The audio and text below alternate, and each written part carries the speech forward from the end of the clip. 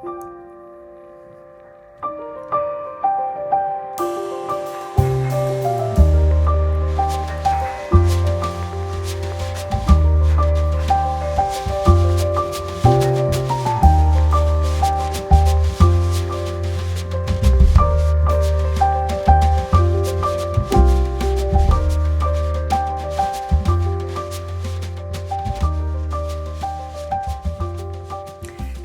there, and welcome to episode 90 of Little Big Knits.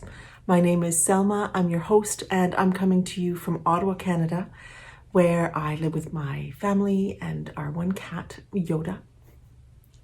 This is my second time recording because in the other one I told you that I have two cats, and I don't have two cats. But I do have a noisy family, so you're probably going to hear them at some point. And yes, I'm coming to you from very dreary Ottawa. So I've got a studio light there to sort of try and help bring a little bit more light into the living room. And I find that it's giving me a little bit of a shine. But anyway, this is about the knits, not about my skin. So hello. Welcome to this episode. This one's going to be a little bit different because I'm going to be sharing with you the sweaters that I have knit this year, and I think I've chosen 3 notable accessories or other items that I wanted to share with you as well. So yes, sit down and enjoy. Well, if you want to stand, you can do that too. And let's spend some time together doing a little bit of a recap of the sweaters of this year and what I think of them generally speaking. So just before we get into that, we've got the Scrappy Stashy Mal, which is ending on the 31st of January 2023. Just in case you're watching this at some wonderful time in the future. So that's ending, and I'll be closing the chat thread in Ravelry, and I'll be choosing winners for prizes and announcing those sometime soon, and I'm not even sure how. I used to do videos, but I don't really do videos anymore, I think. So I think I'll just probably, I don't know, I'll figure that out and I'll let you know. So that's coming, and it's been a great success. Thank you to everybody who has participated in that. If you are working on some scrappy, stashy item, feel free to join in for the last little bit. So that is the first little thing I wanted to say. I also wanted to thank you for all the fabulous input from my last episode. I had asked you how you knit your colorwork socks, and I got so many interesting comments. And I'll be showing you what I've decided to do with my colorwork socks next episode, because in this episode I won't be sharing any of my finished objects or my works in progress. And there's a little bit of a Yoda sighting for you going under the tree. But that was really interesting. So I'll talk a little bit more about that next time, but thank you so much. Very interesting to see what people have done. And just before we start, I was recently interviewed by Irina of Fiber Chats. She reached out and asked if I wanted to be interviewed, and I thought, absolutely, that would be fun. And it really was. It was really fun. And so if you're interested in watching that episode, I'll link it down below. So yeah, let's get started. So before I start talking about my first make, I thought I'd just recap the year briefly. So this year I made 24 items that are in Ravelry, and I do tend to put all of my items in my project page in Ravelry. Sometimes the details may be wanting a little bit and so forth, but they're always there. I made 24 things this year, including 11 garments, which I'll be telling you about today. And I'll also be mentioning 3 other items that I made this year that I wanted to mention. So 24 items is a little bit less than I would normally make, I have to say. Normally I'd say that I'm probably in the 30 something range, but I had an injury this year. You may recall, if you've been around, that I broke my wrist and had to have surgery, and that definitely slowed me down. I'd also say that there's no color work this year, and I'm realizing that I'm missing that. And I kind of when I first looked at my knits for this year, I thought there are a lot of more simple knits. But now that I have them in a pile, I'm kind of wondering. But I would say that overall I made less things. However, I did make 11 sweaters, including in that is my last one, which is a poncho. I'm counting it as a garment. And that's not actually less than I usually make. I make somewhere between 8 and 12 sweaters a year. So certainly sweater-wise, I did quite a bit. I had some vests and t-shirts in there, and they tend to be quicker knits, so perhaps that helped to increase the number of sweaters, even though I did knit a little bit less than I would have in previous years. So that's sort of an overview, and let's start talking about these 11 sweaters. And the first one is one that I am wearing, and this is the Stockholm Slipover by Petite Knit. Now, I could not believe I made this year in 2023. It was the first thing that came off my needles because I have worn this thing so much. It is definitely my most worn item of what I knit this year. Now, it was the first thing that I finished, but I also have absolutely loved this. I've never actually worn it with just a t-shirt underneath, but this works great. Just gotta center it a little bit. But I've worn it with a white shirt in particular. I took it on trips with me. I've worn it to work. I've worn it on the weekends. I have just worn this thing all the time. It is such a fun pop of color. The original one that I made was white, and I've also worn that one a lot, but that was made in 2022, and I soon cast on for this one. And I think I want a third one. I really want one in sort of a periwinkle blue. I have this blue in my head, and when I get the fingering and mohair combination together, I will definitely be casting it on because it's such a useful thing for me to have. I love vests. There is one other vest this year that I made, and I have quite a few vests in my closet. This is definitely one of my favorites, and I would make it again. Not a huge number of modifications. It's a little bit cropped. I think I made the neck slightly higher than in the pattern. It goes down just a little more, and I made my white one a little bit more round, and this one I forgot what I wanted to do as I was doing it, and I'm so lazy I won't go back. So I ended up with it as it is. I always make the armhole to what I feel is appropriate for me. So I usually make them a little bit shorter or longer depending on how I want it to fit on me, and this turned out excellently. And it's just such a ray of sunshine in my closet and on my person. We have a little bit of complaints here. She's telling me that I didn't feed her enough for breakfast, and it is true. The can was ending, so there wasn't as much. So I'll just finish what I'm saying about this, and then I'll go and attend to Yoda briefly. So I used Sunday morning, Sonder Sunday morning fingering, the 4-ply, as well as Emilia et Philomène Clémence. So I used 2 yarns for this. The Sunday morning 4-ply, I used the Rise and Shine colorway, and for the Clémence, it was the Stay Home colorway. So rise and shine, but stay home. So it was just a lovely combination. The Clémence is a Surrey alpaca base, and this is the first time I had used Surrey alpaca instead of mohair.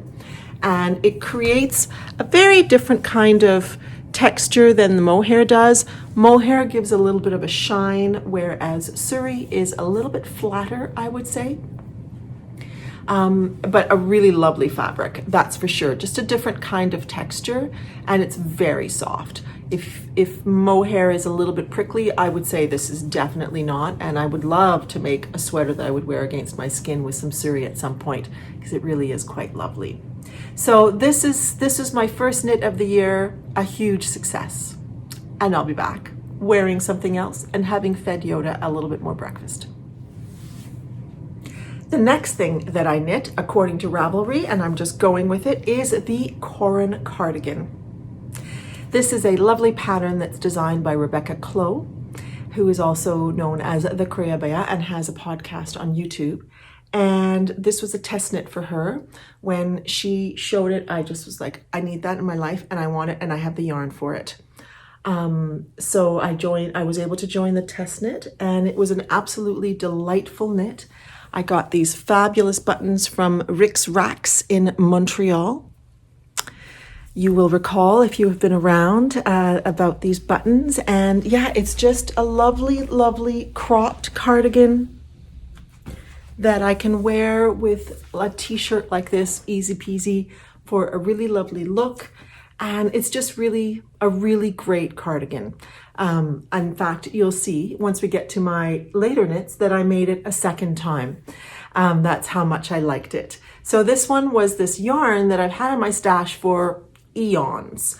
It was the Classic Elite Woodland, which is a wool nettle blend, I believe, and I had gotten it years ago in a discount bin. And I had been wanting to make a cardigan with it for a very long time. So it finally became a cardigan. It's a slightly scratchy wool, I would say. And I think it's discontinued. I don't know that you can buy this anymore. But it was really lovely to work with, and it's kept its shape very, very nicely. It's pilled a tiny bit, but overall it's been great. And yeah, just a lovely addition to my wardrobe. I started the year wanting color, and I would say that the Stockholm slipover and this were the two most colorful things that I made this year. After that, things became a little bit more muted. It's kind of interesting. So yeah, the Corin cardigan, another great success from this year. Lovely fit, lovely design, just a really great make. Next is the Perfect Crop Top, the TPCT by, what was her name? Teresa Gregorio, also known as Canary Knits. This is the second one that I've made. I'd made a lighter sort of mauvey pink one years ago that I wore a lot. So I wanted to make one in another color, and I had got this lovely yarn at the Vermont Fiber Festival. Was it called Vermont Fiber Festival? That I went to in the fall of 2022 with Mega and Mel, Mega of Skeins of Dreams and Mel of Mel Makes Stuff. So we met up in Vermont and had a grand time, and I bought 2 skeins of this ball and skein, it's called, in the Sophia base, which is a merino cashmere nylon blend with a little bit of stellina in it. And I think this was the graphite colorway. And I made myself another perfect crop top. It's a lovely, very simple design. It's an older design. It came out years ago, and it's meant to be very cropped, but I made mine longer. That crop look just isn't something that I would wear as cropped as she has it in the pattern. So mine comes down to about the waistline, and it's just got, you know, about 1.5 inches of ribbing at the bottom and little t-shirt arms and simple little neck. And it's just a simple top, but it's a great little t-shirt. And I haven't worn this as much as I thought I would. I'm not quite sure why, because it's lovely. So I'm gonna have to make a point of that. But the times that I have worn it so far, the yarn has worn very nicely. But I don't think I've worn it enough to be able to say really how well the yarn will wear. But for now, it looks great. And it's lovely, and actually I should be wearing it now during the festive season since it's got glitter in it and it would suit it very well. So yeah, I think I will be doing that. So again, this was the Perfect Crop Top by Teresa Gregorio, and this was the 3rd thing that I made. Now I think my summer knits got a little bit mixed up, or did they? But the next thing I made is actually another Corin cardigan. And I'll just put it right on top of this one. I have to fix the buttons on this one because they are all loose. And this one I made a little differently. Actually, this doesn't look very good together. Sorry, Rebecca, I don't mean to make your cardigan not look nice. I made this very differently. This one is made out of a cotton yarn. This is Patton's Grace in this taupey brown colorway. These are really not working for me. But anyway, together, they look very nice separately. This with like a white t-shirt underneath looks lovely. And so this is a cotton yarn, and I made it a V-neck as opposed to the other one, which was a crew neck. And I made the arms shorter in more of a 3/4 length. And I tend to want to lift them up, and is like that. I have to fix this button. It's really loose. I'm not very good at putting buttons on for some reason. But yeah, this was a lovely, lovely make, and I enjoyed wearing this in the summer with just a t-shirt underneath and a skirt or jeans, and very, very much enjoyed it. It's worked out well. This is a fabulous pattern by Rebecca Clow, and as you can see, a very different look because it is in cotton, it's a V-neck, it's just turned out differently, but again, really, really useful. I don't know that I would make a third one, but I certainly wouldn't be opposed to it. If I thought I need another lacy cardigan in my life, this would be the one that I would consider right away, because it's a very lovely pattern. It's easy to make. This one, it ended up causing me a bit of a repetitive strain syndrome because I was on vacation when I was making this. It was before I injured my arm. In fact, this was the last thing I made, or had I finished it? I think I had finished it. I was knitting it while I was away in the spring, and I was knitting a lot in cotton and all lace. And it ended up, one morning I woke up and I'm like, oh, my wrists. And I realized, okay, I've been knitting a little bit too much on this. So yeah, but it's really, really enjoyable. I really like this cardigan, and I really like the color, but I wouldn't wear it with a black t-shirt underneath it for me anyway. So that is that knit. That was knit number 4. On to knit number 5. I am back with knit number 5, and this is the Tolsta tee, also by Rebecca Clow. Clearly, Rebecca has been prolific this year designing, and her designs are just really lovely, simple, and they can be elegant or kind of everyday. They're just really great. And if you watch her podcast, you'll see many iterations of the same pattern because she tends to do them many times. And this is her Tolsta tee, and she has made this into all kinds of different versions, woolly, summery, and her latest one is 2 strands of mohair with a strand of a glittery yarn, and it's made a lovely, lovely sort of more festive top. This version that I made is a summer version, and I made it with Katia cotton cashmere and a little bit of lang lino here, and the rest of them are cotton cashmere yarn by Katia. Now, I feel like I made this a little bit big. It's looking all right. This yarn is a cotton cashmere yarn. It's, I think, 10% cashmere. And this is knit on rather large needles. And I think I probably could have gone down a size, because what happens is I find that I need to wash this quite often because it just sort of stretches out over time. If I had made it either a smaller size or with smaller needles, I think it wouldn't matter that it did that, or if it were smaller needles, it'd be less likely to stretch out as much.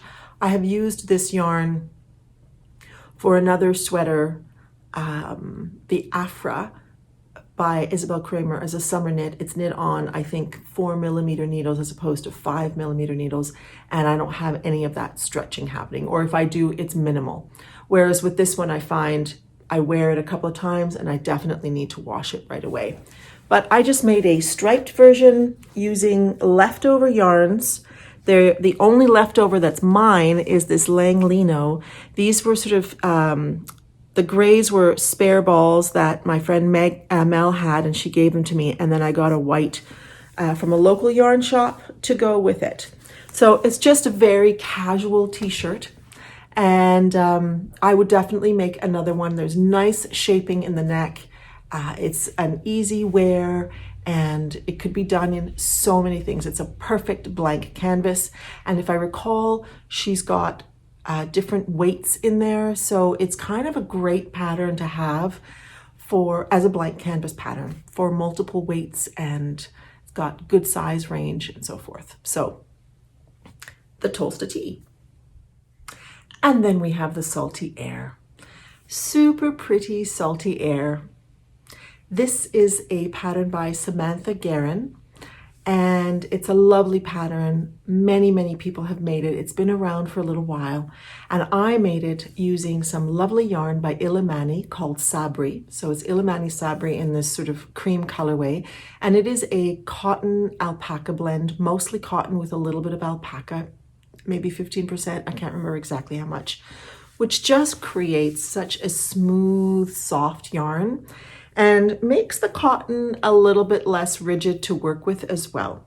I made mine a very cropped version, which I made so that I could wear it with a dress. I'm wearing my jeans, which are not particularly high-waisted, so I won't stay up there for long. But it's just a lovely little t-shirt, and I bought a black dress this summer and I wear it over that dress. It's sort of, a gathered waist dress. The top I bought of the dress is not like really gorgeous, but I bought it specifically to layer with things. So this is one sweater that I made this year to wear with that dress. I have another one that I made later that also works really nicely with it. This is a very lovely pattern. I would make this one again as well. It's beautiful, and it could be made with longer sleeves and just, a more woolly wool for another season. And it's just beautiful. So it's a fingering weight pattern, and fingering weight sweaters are just really lovely because you can wear them in the summer, but then of course, they can be in the in-between seasons, or even in the winter, perhaps for layered. Here, it can get really cold. Although I have to say, January is going to be not very cold. We've had a very mild December. We have no snow, which is kind of unusual for this time of the year. It can happen. It has happened before. Last year, the canal here in Ottawa, which is a very important landmark for the city, never opened for skating. And I'm wondering if it's going to happen this year. That was the first time, I think, I think that was the first time since it opened as a skating rink or something like that, that it didn't open for the season. There have been years where it's opened for a shorter time, but it has always opened. So let's see what happens this year. In any event, back to fingering weight sweaters. They may not always be great for a northern climate in the winter, but if you're a person who runs hot, or if you like to layer things, really great. And other times of the year, they're just really nice to wear. It's just really lovely. So I really enjoyed this pattern, and I also really enjoyed this yarn.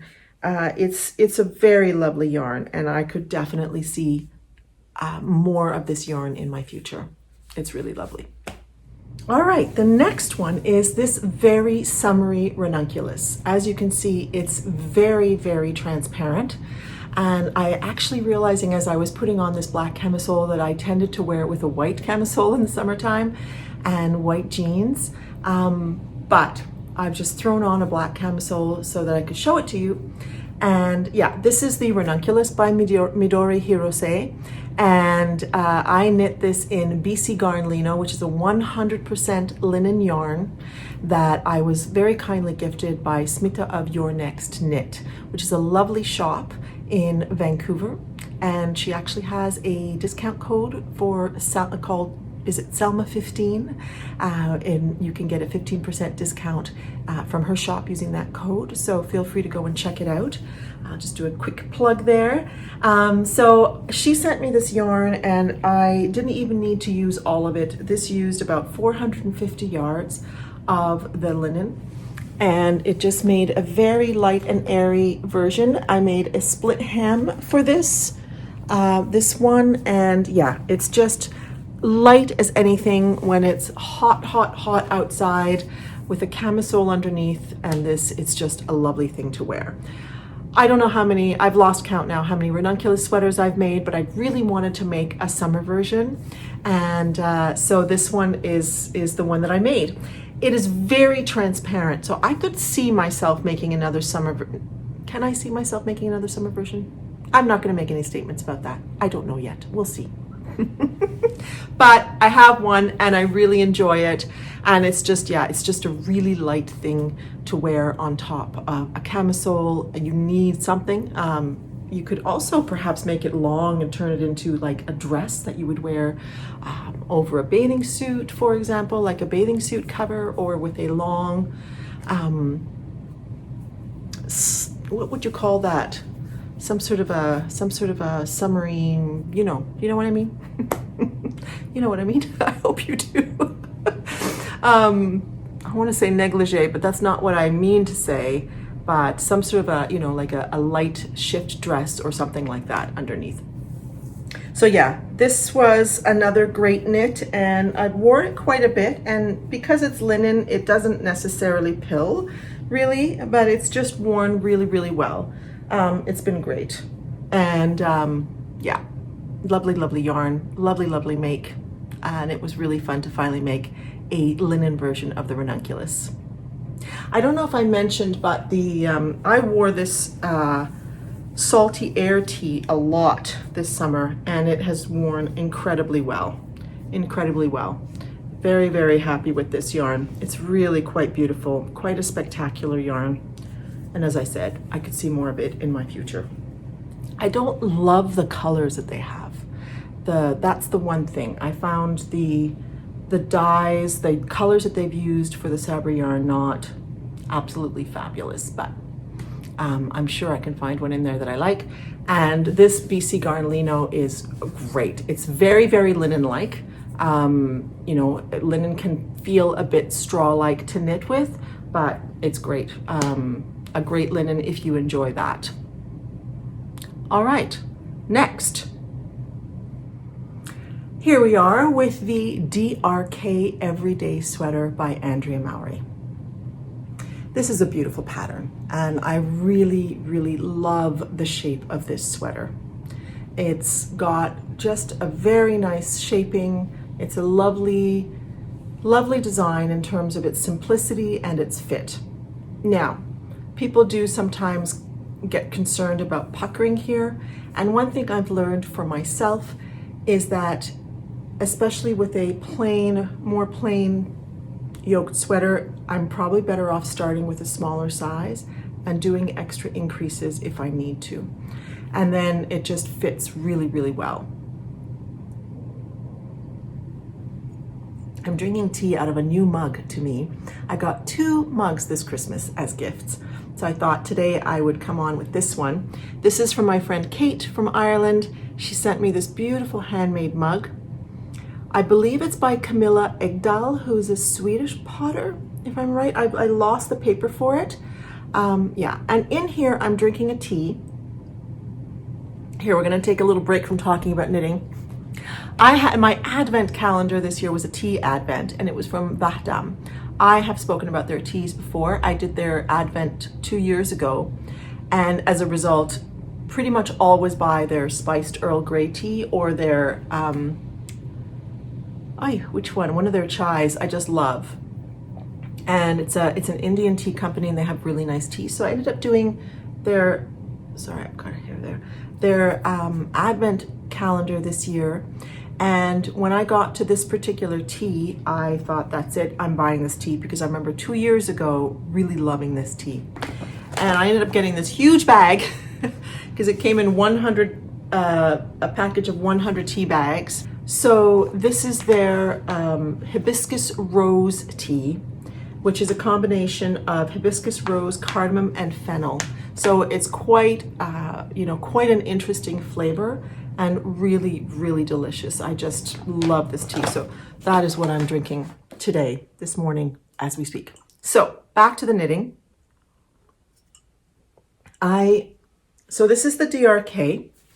I bought the yarn in Finland. This is Syne wool in the wool linen DK, which is a 70% wool and 30% linen base.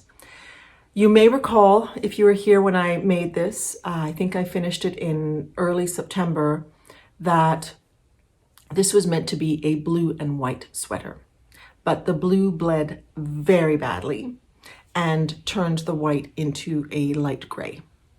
In fact, I barely even let it sit in the water because I got a little freaked out and pulled it out. So I have to, it's due for a wash, and I'm a little nervous about washing it. I'm a little disappointed in this yarn, I have to say. It's pilled a lot, like a lot. Now, truth be told, I haven't depilled it, so I probably should do that and see what happens afterwards. But between the dye losing color and the rather excessive amount of pilling, I've been a little bit disappointed. Right now, until I depill it and see how it behaves, and hopefully it'll behave well, this has become kind of my Saturday, Sunday sweatshirt, because it just doesn't look neat enough to wear it, in a nicer setting. However, I wear it all the time because I really like the sweater, and I really like the feel of the yarn. It's really nice to wear. The linen adds a bit of a lightness to the wool, and it's a really pleasant yarn to wear. So I will depill this, and if it looks great afterwards, I'll come back and tell you about that. But right now, I have to say that with those two aspects, I've been a little bit disappointed with the yarn, but the design I would make again. This is just a great, like if you just want a nice simple yoke sweater in a DK weight, this is it. It's a great pattern by Andrea Mowry. Next, we have something a little bit more fancy. And then we have the Violetta tee. This was probably definitely my most complex knit of the year. This was a test knit for Claudia Quintanilla of EweKnit Toronto. And it was a lovely, lovely group of people test knitting this sweater. And it is just a beautiful design. I would say not beginner friendly. It does definitely require experience and some knowledge, especially in the setup, which was quite complex. You have a lot going on with different things, and there's short row shaping at the back, and interesting short row shaping that's in the ribbing as opposed to in the sweater. And so I would say not beginner friendly, but if you have some experience knitting sweaters and with cables and lace, then absolutely, it's a stunning, stunning design. Now, it's a little bit see-through, and so I won't stand up, but I just wanted to show it to you. I made mine a little bit cropped, and you can see it on my Ravelry page. All of these projects are on my Ravelry page. I made it a little cropped, and I tend to wear it with a dress. The same dress that I wear the Salty Air tee with, I wear this with that, and it just looks lovely, relaxed but elegant look. I love this sweater. It's absolutely beautiful. I'm very proud of it, and it's just gorgeous. And it just turned out so nicely in every respect. EweKnit Toronto very kindly sent me the yarn. This is the Lamina Como in this color. Don't remember what it was called. And this is a superwash merino yarn out of Italy. Although I think Lamina is a German company. I always get that confused. Beautiful yarn. Absolutely beautiful yarn. Beautiful to knit with, like probably one of the nicest knitting experiences I've had in a while. Like I can't say like I loved all the other experiences, but I would be knitting with this just going, I just can't believe what a sensual experience this is. Just like so amazing to knit with. It's a superwash yarn meant for baby knits, and it's definitely baby soft. It's absolutely gorgeous. It's buttery. It's light as air and soft. It has pilled minimally, which is to be expected with merino. I would say there's a little bit of pilling, but overall the stitch definition is just beautiful. And it's just lovely. It's light and airy, yet it's warm. The technique that's used to mill this yarn creates almost like a blown yarn, but not quite. And it just creates a very airy yarn. And I don't think I can speak highly enough of the yarn. It's just beautiful. I don't think I would dare to put it in the machine myself, but it's meant to be in a machine. It's meant to be superwash. I wouldn't myself, but it would definitely make amazing baby knits because it is so incredibly soft. And I definitely would like to knit with this again. Like it's so gorgeous. And I'm very, very happy with this sweater. The fit is just beautiful. Many people in the test knit made theirs with a fingering mohair combination. I think that would help to close some of the lace a bit and make it a little bit less see-through. But I wanted to make mine with the DK yarn. I didn't want this to be fluffy because I didn't want it to be quite that warm. I like knitting with mohair and fingering when the gauge is a little bit looser and there's an airiness to it. Otherwise, it's very warm. And so sometimes I find that a little bit less versatile because, you know, I won't necessarily want to wear that if it's a really not such a cold day. I would only want to wear that on a very cold day. So yeah, this has been glorious. It's beautiful, great design, love it. Everything about this I absolutely love. The next sweater I also made by Claudia Quintanilla. So let me do a quick wardrobe change. So I'm not styling this particularly nicely because really it requires a blouse underneath it. This is not one that looks good with a t-shirt. The Stockholm slipover looks great with a t-shirt. This one, not so much. And this is really a combination of the pattern and my modifications not going so well together.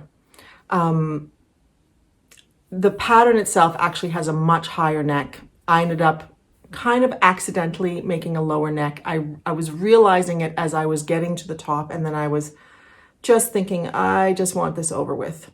I think I would make this again and make it a little differently. Basically what happened is that this is a bottom up, and I talk extensively about it in my last podcast. It's a bottom up construction, and there was an error in the pattern, or the way the pattern is written, that once you get here from my size, which I believe was the L, the 4th size, the lace didn't align. So then I had to modify, and then I kind of went a little bit off. I was hemming and hawing and making decisions that weren't the best. So I'm not very happy with this one. I would say that this is my least successful knit of the year, and I haven't quite decided what I'm going to make with it. The yarn is great. It's leftover. It was leftover knitting for Olive merino combined with their mohair lace in the purple artichoke colorway. I had made a lovely cardigan with it. And so this is just kind of sitting in a corner for me to decide what I'm going to do with it. Do I rip it out? Do I start over? It just didn't turn out well. It came out very boxy. It came out too low. I don't know. I just don't like it. And I know when I posted the video about it, I had mixed reviews. Some people said it looked great. I had some people very honestly saying, I don't think it looks great. And I have to agree, I don't think it looks great. Whatever the case, I have to be happy with it, right? When you make your knit, people can tell you whatever they want, and you know, people can be very positive about something, but if you don't feel positive about it, you're not going to end up wearing it. So I really love the idea of a lacy vest. So I may rip this out, start over. This is a bottom up. I might start from the top down and see how it works. For now, it's in the naughty corner or in the quiet corner, contemplating what its next iteration will be. And the last item I gotta show you. The last item is my Corin poncho. This was a lovely, lovely make. I have such good feelings about this. This is a design by Amy Palco, the lovely, lovely Amy Palco, who has the Meaningful Stitch on YouTube and is also on Instagram. And she made this beautiful poncho. Now, I've had a couple of people ask me, because I forgot to mention this in the last episode, hers is meant to be a turtleneck, and I made mine a little bit about half. I would say half the length. I didn't want it quite as a turtleneck. There's a lovely detail of short rows in the back. It's sort of like an offset raglan increase until you've got yourself a poncho.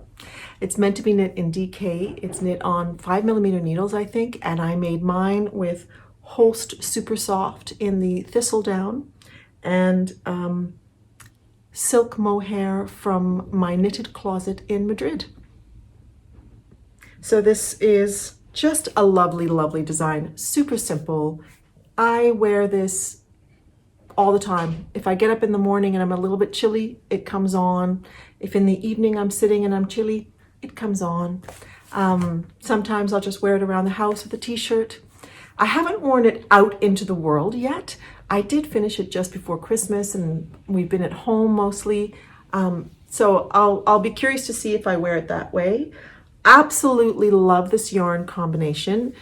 This mohair and super soft combination is really lovely. And I could definitely see this again in my future. But a beautiful, beautiful make. Just comes down. Mine ended up a little bit shorter. It probably would have ended up needing to be about another inch or two longer. So I think that my row gauge was not the same as Amy's. Nothing is stopping you when you're making this from making it shorter or longer. You could go all the way down if you wanted to make something really long. So hers is probably about 1.5 inches longer, but I decided to stop there at the stitch count. I didn't know how it was going to end up. I could go back and continue. I still have some yarn, but I'm very happy with how it is. And it's really just a lovely thing to wear. And the color is just dreamy, dreamy. So this was the Thistledown colorway from Holst Garn, and which I paired with a sort of lighter, and there was a lot of blue in the Thistledown, and it was more of a pinky lilac kind of lavender color from my knitted closet. You can see on their online shop, and it just created such a stunning purple. Absolutely stunning. So those are my sweaters from the year. Holy cow. Happy with most of what I made this year. I've been wearing pretty much all of them. It's been a great sweater knitting year. I just wanted to mention 3 smaller items. So the first of these smaller items that I wanted to mention is this Sophie scarf from Petite Knit. I got the bug. I got the Sophie scarf bug. This is a very, very simple design, but I just love it. I wear this all the time. It's perfect under a coat if you just need a little something. It's really great. So I often wear it like that. And I made this out of Rowan Cashmere Haze, which Mega had given me. Actually, she gave me way more of it, but I used 2 strands of this to make this because it's more of a DK weight. And I'll often wear it just like this under a coat if it's not very warm, not very cold out, and I just need a tiny little something. It's perfect, actually, and it's a very simple knit, but I could see more of these in my future. I made the longest one so that I could wrap it around twice, and I just love this thing. The yarn as well just makes it. I think this is a perfect kind of item that you could use a luxury yarn with because you don't need a lot. I think the original sample is made in the Cardiff cashmere. You could easily do that, but it's just fabulous. And I thought this would be great in a variety of colors. It's just a great thing to have, and it's a lovely gift as well. So this was a wonderful thing that I've worn a lot. It's been on trips with me. It's just been fabulous. The other thing that I made this year was this dickie. Which one is the back? So this I made out of yarn that my friend Holly had given me, which was from the Isle of Skye Cheviot. Isle of Skye Cheviot. And this is a pattern called the Winter Wisp Neck Warmer by Drops. And I made this with the one ball. I didn't use it completely, and I've worn this a lot. It has actually been a fabulous thing to put under a coat. What I like about it is that it does what a scarf will do, but without the bulk. And also, if you're wearing something that has a V-neck or is a bit lower in the back, this provides warmth without providing too much bulk. And it just goes with my coat. It looks like you've got a turtleneck on, and if it's too cold, I do this.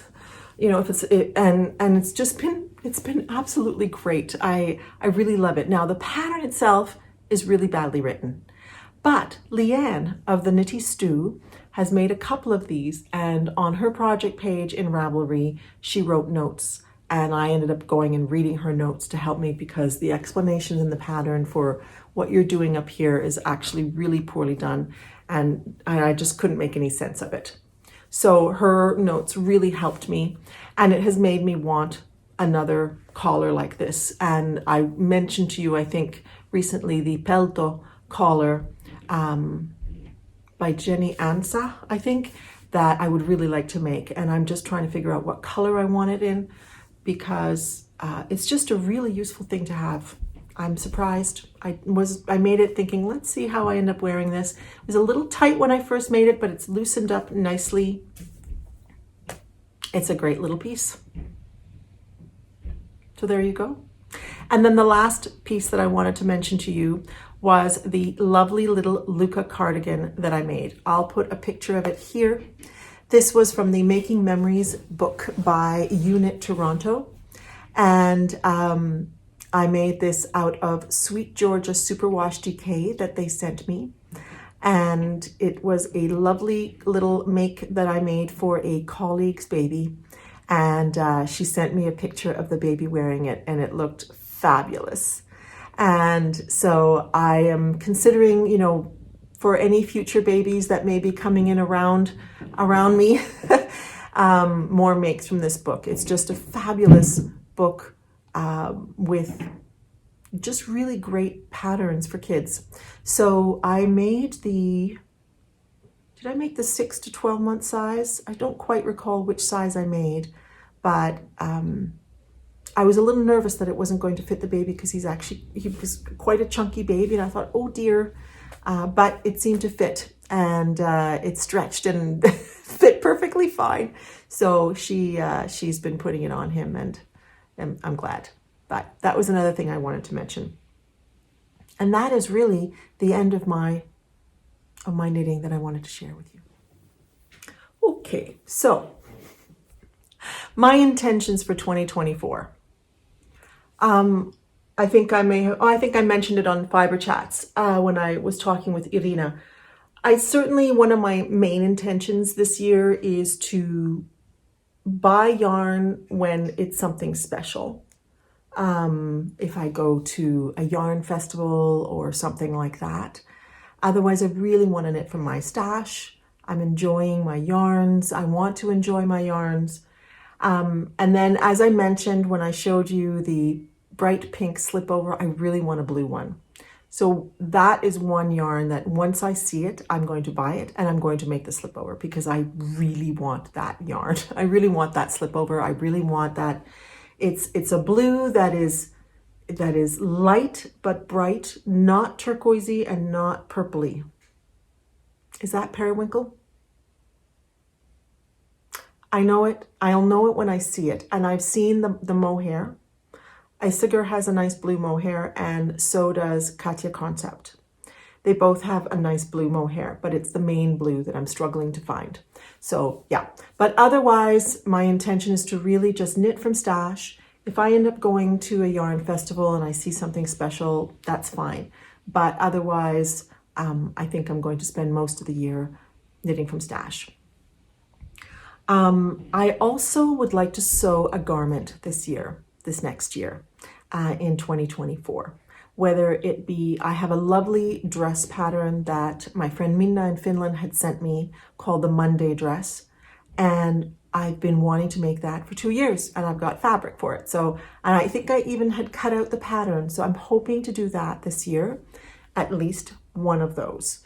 And I'm giving myself that as my goal, one garment. If I end up making 5, that's great. But if I make 1, that's great too.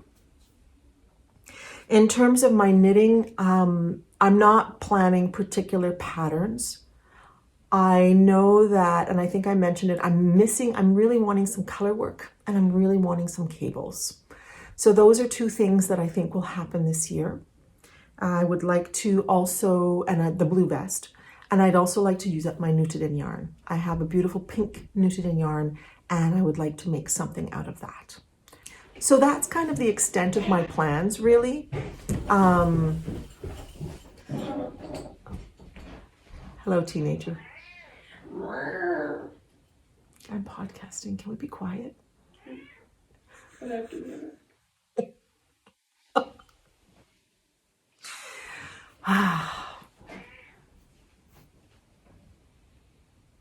So that's the extent of my knitting plans for this year. And I'm really feeling a need to explore my creativity. I'm really inspired by art these days, looking at the watercolors on Instagram. I'm getting a lot of watercolor painters in my Instagram feed, and I'm really enjoying them.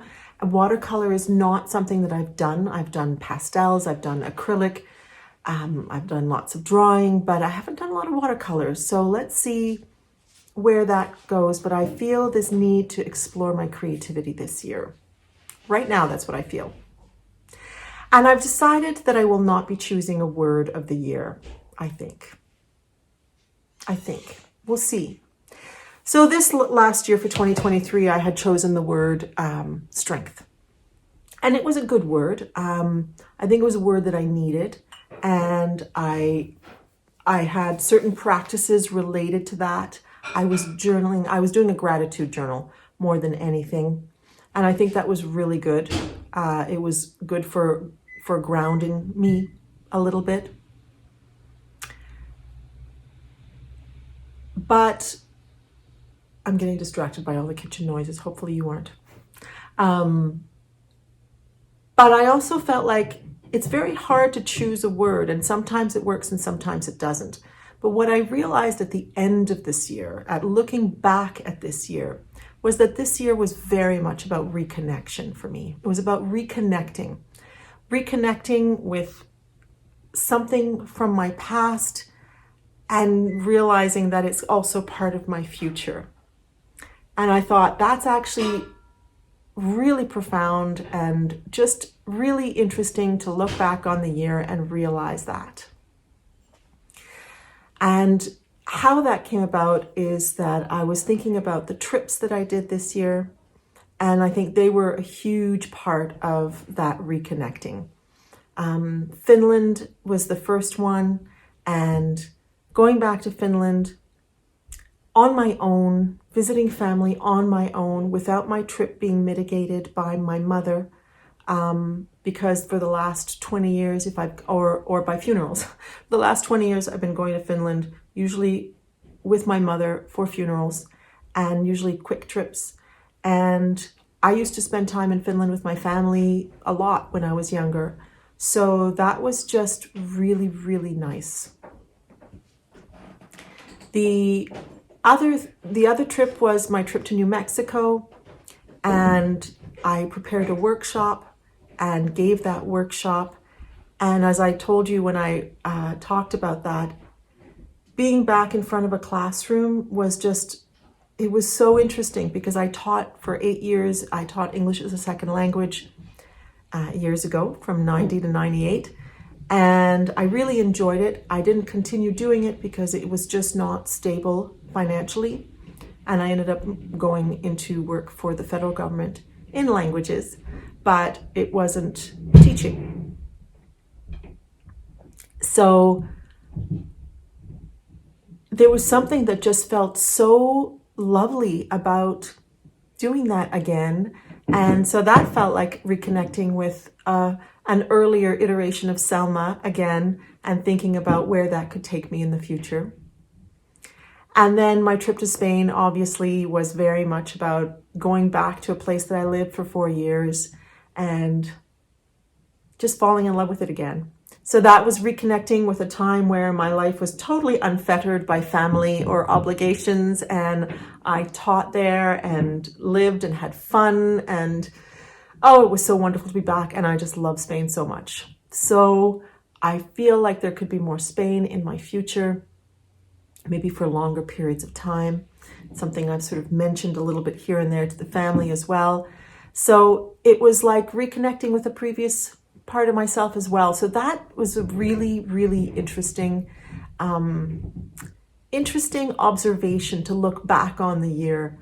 And it didn't necessarily jive with my word of the year in some ways, although all of these things helped to reconnect me with myself and to see what will that mean for the future, and it's going to end up shaping the future in some way. So right now I think that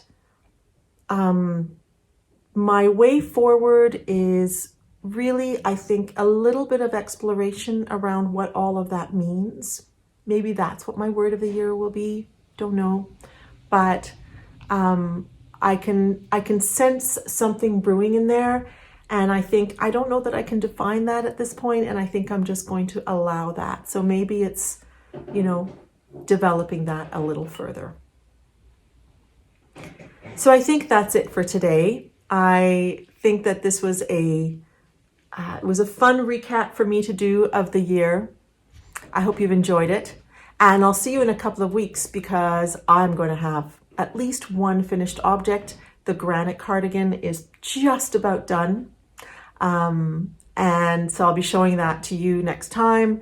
And I am also working on another top that may be finished as well. If you're on Instagram, you may have seen that it was my Christmas Eve cast on. And I've got some other things that I'm working on as well. And I'll show you my progress on my colorwork socks. They won't be finished, but I'm slowly working on them. And I think I've found a method that works. So I'll share all of that with you next time I'm on. So until then, I hope that this season has, which I think I completely forgot to mention at the beginning, I hope this season has been kind to you. And I hope that the new year is even kinder.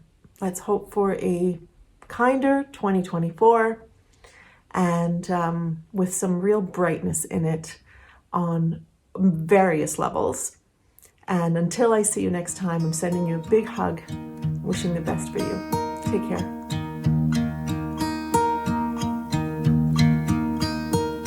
Should old acquaintance be forgot and never brought to mind? Should old acquaintance be forgot and days of old lang syne?